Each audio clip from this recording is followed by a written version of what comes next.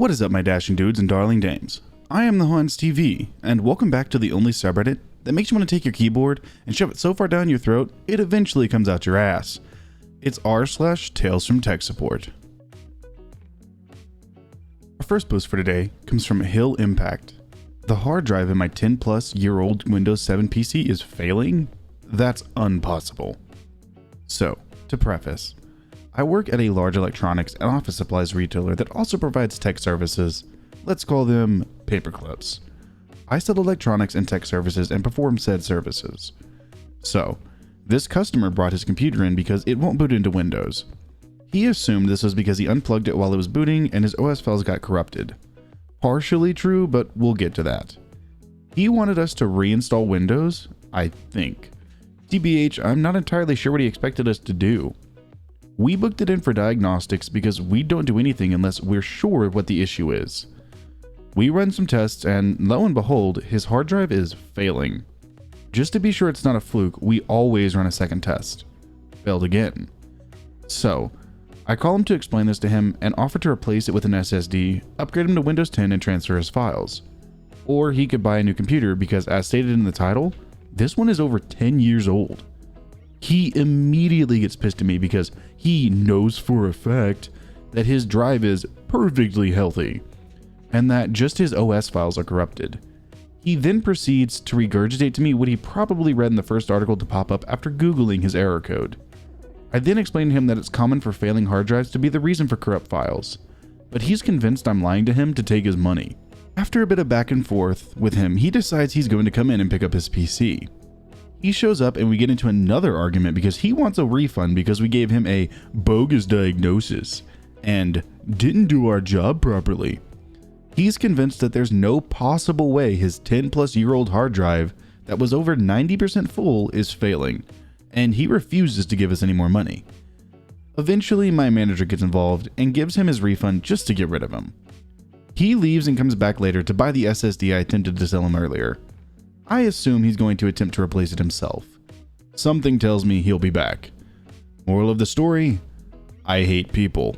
A comment under the story really puts into words what I failed to. Poor Gramps doesn't realize we stopped making quality appliances decades ago, and the new hotness is the perpetual treadmill of forced obsolescence. The days of buying anything that lasts more than 2 years is long over, and that's no accident. Time to keep that checkbook crapped open forever, Gramps.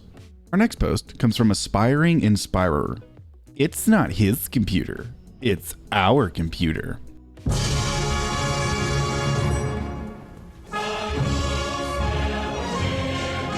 Longtime lurker and a first-time poster, we'll see how it goes. This happened back in 2006, when software was still delivered on a CD-ROM and installed on Windows XP home computers. I worked as the only support rep for a small company making learning softwares for kids. I got a call from a nice, slightly older lady who had difficulties installing our software. The conversation was quite pleasant until we figured out what the actual problem was. Okay, so the error you're getting says that you need to be logged on as an administrator to install some additional packages that our software relies on. Normally, you should be able to install them automatically, but are you trying to install this in the Windows profile of your child? No, this is my own profile. Are you normally able to install software? I don't know. My husband usually does this stuff, but he's at work now. Well, perhaps we could try installing a different package. And I proceed to help her download TeamViewer just as a test. Some error occurs. So it looks like your profile may have insufficient rights to install these components. Are you able to log on to the other profile on this computer? No, that's my husband's and I don't know the password for that. Look, what do you mean by insufficient rights? The most likely cause of these is that your computer is set up so that only the administrator's profile can install programs. What? Why is it set up in that way? It's my own computer. I should be able to install whatever I want on it. Okay, so maybe you could ask your husband to look into this when he gets home. Oh, I definitely will. This is ridiculous. It's not his computer, it's our computer. Yes, so I'm sure he can change those settings so you can install the software for your child. Do you require any further assistance at this time?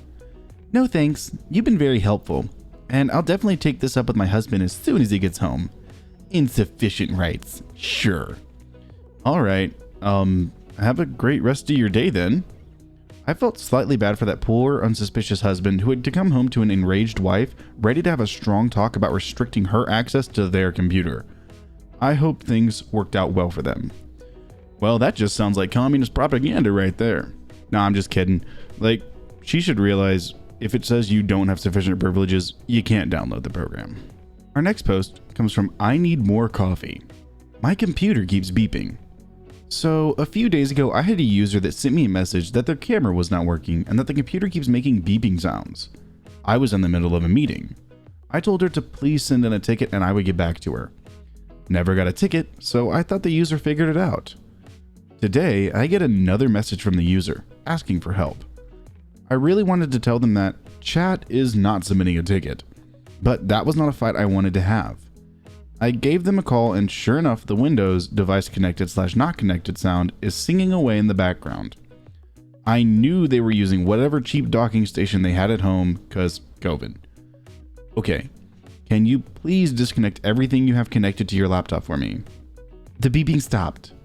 Okay, now please reconnect everything to your laptop again.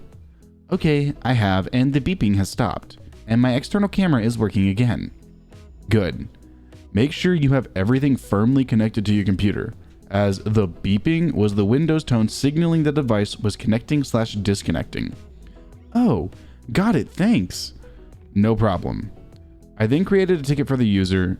In the closing notes I wrote, please send in a ticket if you have additional questions in the future, but I doubt this user will next time. I swear, some people at workplaces do not realize that tech support actually has other jobs they have to perform than just fixing their computers or their problems. Like, there's a reason there's the ticketing system so they can get to you in an orderly fashion. Our final post for today comes from TW Pack. I need a loan unit now. Friday afternoon, I had a ticket from a customer having issues with his laptop. It won't turn on and he says it's dead. I tried getting more info. The guy sounded agitated over the emails and kept saying the laptop died. And he has a lot of work he needs to finish over the weekend and needs a loan laptop straight away. I could not get any information from him regarding how the laptop died. Then I get a call from a manager who says client company's boss called and asked me to just drive there and give him a loan machine, then swap the HDD. The loan will be the same model, so he should be able to continue working without any issues. Guy had complained to his boss, who called my manager why we wouldn't give him the loan since they are paying for the service as part of their contract. Already 3:30 on a Friday. They are an hour away. I should still be able to finish at 5, so I left straight away. When I got there, he shows me that the laptop won't power on. Starts on a rant about how one of our techs were resolving an issue by remoting into a system a few days ago, which killed the laptop. I pressed the power button and nothing.